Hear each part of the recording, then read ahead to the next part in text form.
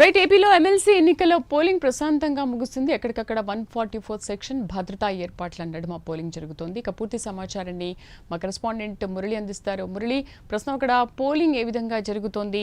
And Uttarandhra ఉపాధ్యాయ స్థానంలో కూడా 10 మంది అభ్యర్థులు పోటీ పడుతున్నారు. ఇటు ఉమ్మడి ఉభయ గోదావరి జిల్లాల పట్టభద్రుల స్థానంలో కూడా 35 మంది అభ్యర్థులు పోటీ పడుతున్న నేపథ్యంలో ఇద్దరి మధ్య కూడా పోటీ ఏ విధంగా ఉంది? ఎవరు నెగ్గే అవకాశాలు కనిపిస్తున్నాయి? Thank you Sridevi. ఉమ్మడి గోదావరి జిల్లాల గ్రాడ్యుయేట్ ఎమ్మెల్సీకి సంబంధించి ఉదయం 8 గంటల నుంచి సాయంత్రం 4 గంటల వరకు కూడా పోలింగ్కి అయితే అధికారులు అన్ని ఏర్పాట్లు చేశారు. ఇప్పుడు పోలింగ్ ఉదయం 8 గంటల నుంచి 10 గంటల వరకు కూడా 10% ఓటింగ్ నమోదైంది.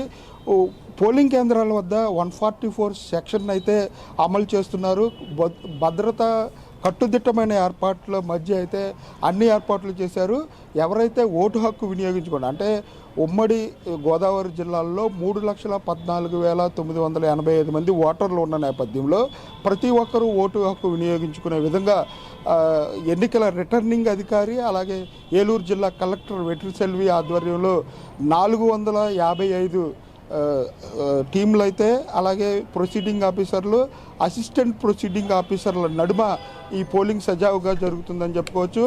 ఇప్పుడు ఏలూరు జిల్లాలోని మనం అశోక్ నగర్లోని పోలింగ్ కేంద్రం వద్ద ఉన్నాము. ఉదయం 8 గంటల నుంచి పోలింగ్ స్టార్ట్ అయిన నేపథ్యంలో 10 గంటల వరకు మందుకొడుగా సాగిన పోలింగ్ అయితే ఇప్పుడే ఓటర్లు అందరూ కూడా వచ్చి బారులు తీరి తమ ఓటు హక్కు వినియోగించుకోవడానికి అభ్యర్థులు పోలింగ్ కేంద్రాలకైతే ఓటర్లు వస్తున్నారని చెప్పుకోవచ్చు. మొత్తం మీద ఉమ్మడి తూర్పుగోదావరి, పశ్చిమ గోదావరి జిల్లాలకు సంబంధించిన గ్రాడ్యుయేట్లు అందరూ కూడా ఓటు హక్కు వినియోగించుకునే విధంగా అన్ని ఏర్పాట్లు రిటర్నింగ్ అధికారి చేసిన నేపథ్యంలో ఎవరైనా ఓటు హక్కుకు సంబంధించి ఏవైనా సందేహాలు ఉంటే ఏలూరు కలెక్టరేట్లో అలాగే పోలింగ్ స్టేషన్ల వద్ద కూడా మనుషులను ఏర్పాటు చేసి వారు ఓటు హక్కు వినియోగించుకోవడానికి సలహాలు సూచనలు ఇవ్వడానికి కూడా సిబ్బందిని నియమించారు. అలాగే పోలీస్ అధికారులు మొత్తం మీద పోలీస్ అధికారులకు సంబంధించి 25 మంది డిఎస్పీలు పోలీసుకు సిబ్బందికి సంబంధించి పూర్తి ఏర్పాట్లు కూడా చేశారు అని చెప్పుకోవచ్చు. ఏలూరు జిల్లాలో 93 పోలింగ్ కేంద్రాలు ఏర్పాటు చేశారు. పశ్చిమ గోదావరి జిల్లాకు సంబంధించి 66 పోలింగ్ కేంద్రాలు ఏర్పాటు చేశారు.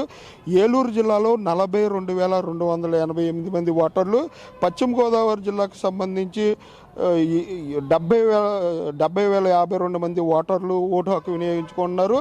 ఉదయం 8 గంటల నుంచి సాయంత్రం 4 గంటల వరకు కూడా పోలింగ్ సజావుగా జరగడానికి అన్ని ఏర్పాట్లు ఇక్కడ ఏర్పాటు చేశారని చెప్పి ఏలూరు జిల్లా కలెక్టర్ అలాగే ఎన్నికల రిటర్నింగ్ అధికారి వెట్రిసెల్వి కూడా మన ప్రైమ్ 9 న్యూస్తో తెలిపిన సందర్భం ఉంది. శ్రీదేవి. మురళి, అటు ఉమ్మడి కృష్ణా గుంటూరు పట్టభద్రుల ఎమ్మెల్సీ స్థానంలో దాదాపు 25 మంది అభ్యర్థులు పోటీ చేసిన నేపథ్యంలో అటు ఆలపాటి కానీ కేఎస్ లక్ష్మణ్ రావు మధ్య పోటీ ఎలా ఉంది? అంటే గుంటూరు జిల్లా కృష్ణా గుంటూరు జిల్లా పట్టభద్రుల నియోజకవర్గానికి సంబంధించి ఆలపాటి రాజేంద్ర ప్రసాద్ అలాగే పీడీఎఫ్ అభ్యర్థి లక్ష్మణ్ రావు మధ్యనే గట్టి పోటీ ఉందంటూ కూడా ప్రచారం జరుగుతుంది.